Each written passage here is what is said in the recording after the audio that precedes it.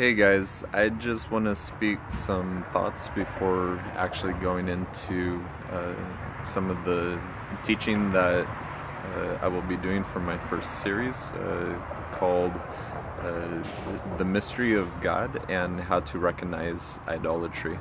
Um, so my thought is basically this, that God, um, through His Word, came to us. We did not go to Him. In fact, it says that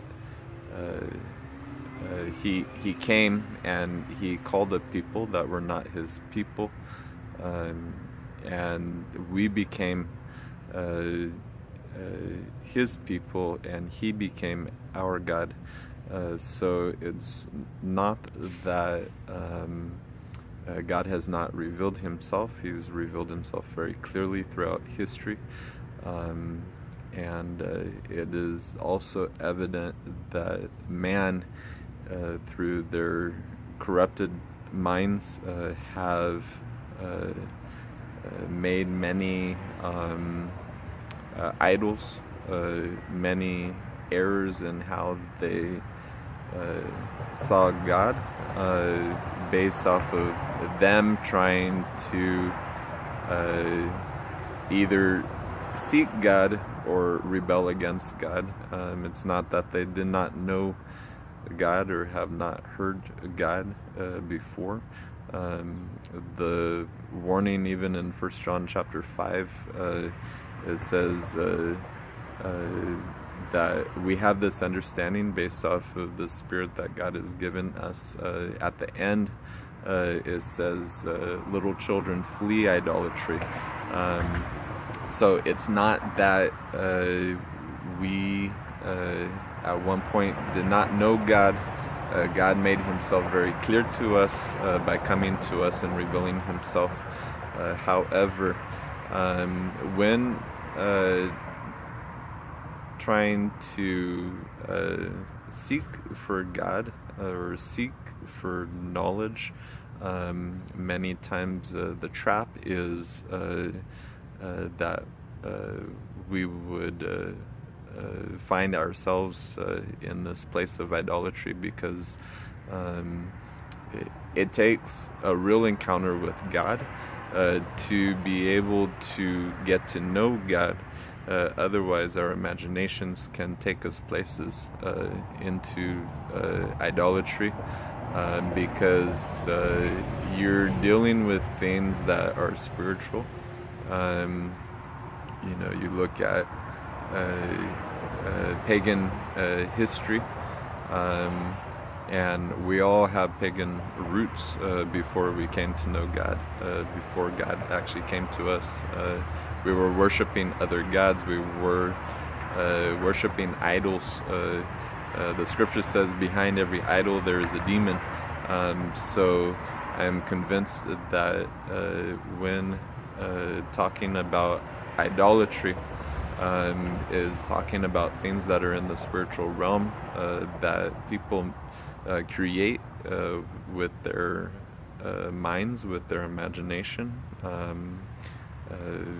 However, there are many things in the spiritual realm that also do exist, and the truth is that when you look at those who are very deeply rooted in idolatry, it's the fact that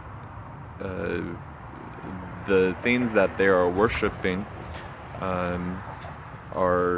they have their root in the demonic realm, and so we can term it idols. However, for many pagans, for many other religions, the difference is that their idols are deified demons. So you can call it idol, you can call it demon, you can call it gods, but the truth is they are demons. You look at Shiva, for example, in India, she is a demon, she is a god, she is an idol. And so you have many different things that people create in their minds, and it's not that there's not a knowledge that there is one God above all these other gods. The difference is that they are in idolatry. They lust and they worship these demons. They worship these idols. They worship these gods because in their mind they want to please these gods. In our mind as believers, we are trying to flee.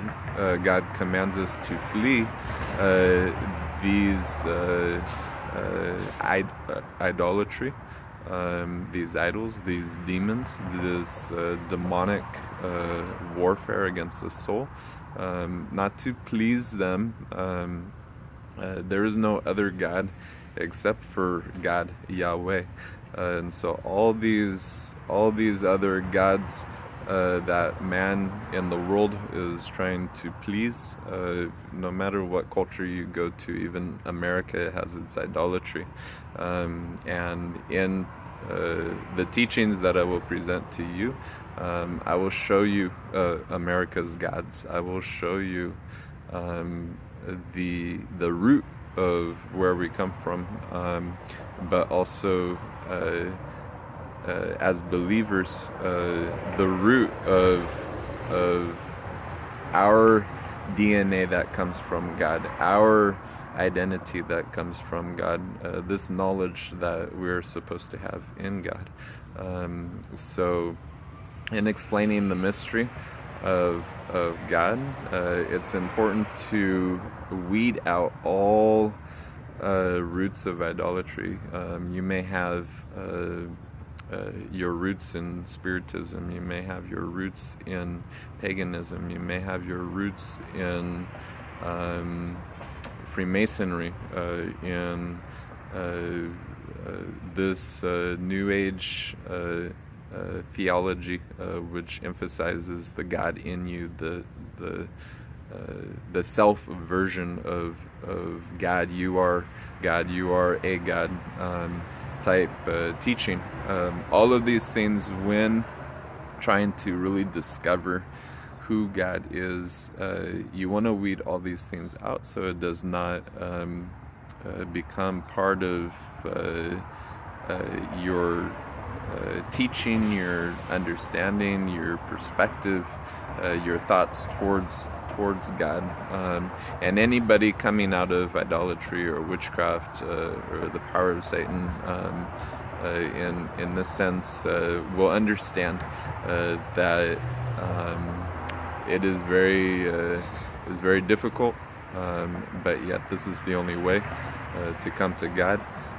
If you really want to serve God, you serve your God, and your conscience is purged